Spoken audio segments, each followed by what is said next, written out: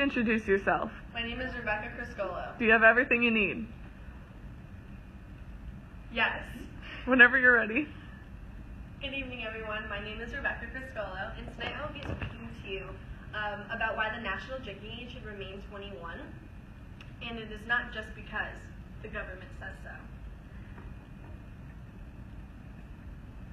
So the problem at hand is that some people feel as if the federal government is overstepping into states' rights, and that is why I'm talking to you about the national drinking age today.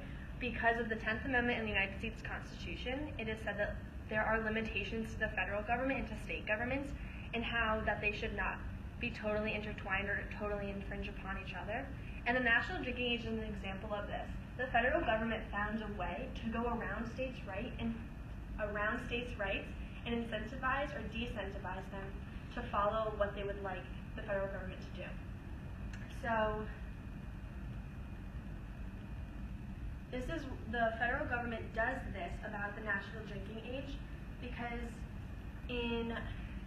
between 1969 and 1988, there was an increase of alcohol-related deaths in America, and it was because people who were under the age of 21 were consuming alcohol, and their bodies were not prepared and their minds were not capable of ingesting this. So why is 21 the important age? Why is this the national drinking age? Why not 19? Why not 18? And the main reason is because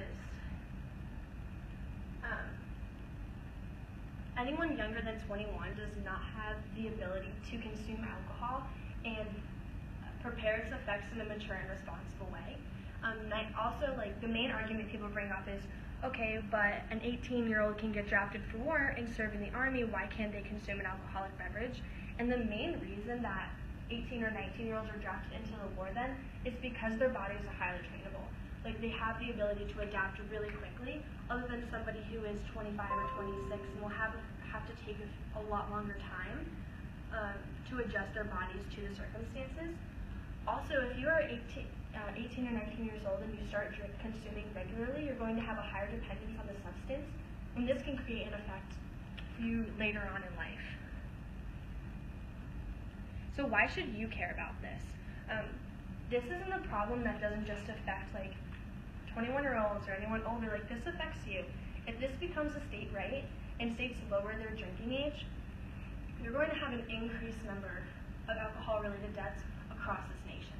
And it's not even just alcohol-related deaths that to be worried about, but interstate commerce. This is a big problem, and it's even listed in the Federalist Papers and in the Constitution that if one state has a drinking age of 18, say Connecticut has a drinking age of 18, and Rhode Island has a drinking age of 21. So, I reversed that, hold up.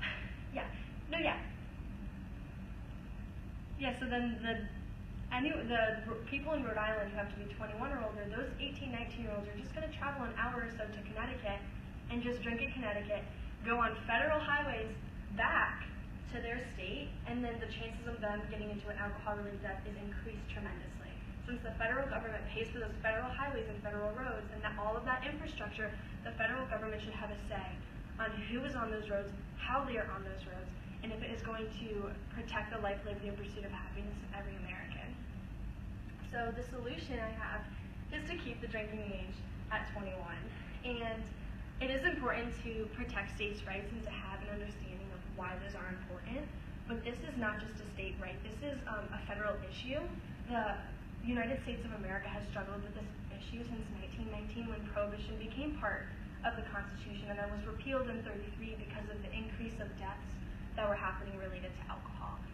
So this is something that's been going on in our nation a lot, and if raising the drinking age and keeping it at 21 is going to protect everyone in our nation, then that is a factor that we should continue to have. And how are you supposed to do that? How are you supposed to keep it at 21? You can just support organizations like Mothers Against Drunk Driving, and anytime there's legislation proposed against this, call your senator up, say you should be for keeping the drinking age at 21, and thank you very much for all your time tonight.